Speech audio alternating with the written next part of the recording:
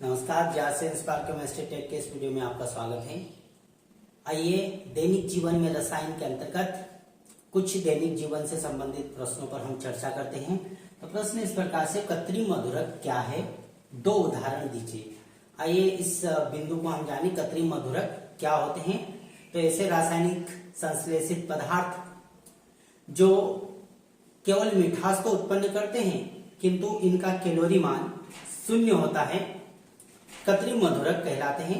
अर्थात ऐसे रासायनिक संश्लेषित पदार्थ जो मिठास उत्पन्न करने के लिए बनाए जाते हैं किंतु इनका कैलोरी मान अर्थात ये ऊर्जा प्रदान करने का कार्य नहीं करते हैं, कृत्रिम मधुरक कहलाते हैं। तो आइए इसे हम पुनः जाने। कृत्रिम मधुरक वे पदार्थ होते हैं जिनका संश्लेषण पूर्णतः या आंशिक रूप से रासायनिक संश्लेषण द्वारा होता है। अर्थात ऐसे पदार्थों को पूर्णतः पूरी तरह से या आंशिक रूप से रासायनिक संश्लेषण द्वारा बनाए जाते हैं तथा ये खाद्य पदार्थ में मिठास लाने के लिए मिलाए जाते हैं या डाले जाते हैं। खाद्य पदार्थ में मिठास लाने के लिए डाले जाते हैं, कृत्रिम मधुरक कहलाते हैं।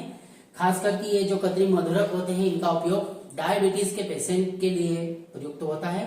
तो हम जान सकते हैं कि डायबिटीज के पेशेंट को कृत्रिम मिठास उत्पन्न करने के लिए कौन कौन से पदार्थ प्रयुक्त किए जा सकते हैं या कौन कौन से पदार्थ दिए जा सकते हैं। तो डायबिटीज के पेशेंट जिन्हें शुगर की समस्या होती है, ये प्राकृतिक संश्लेषित मिठास उत्पन्न करने वाले खाद्य पदार्थों को नहीं ले सकते। अतः ऐसी स्थिति में रासायनिक संश्लेषण द्वारा बने हुए खाद्य पदार्थों को जैसे सुक्रोज, सैकरीन, एस्पार्टेम, एलिटेम इत्यादि पदार्थों को ले सकते हैं।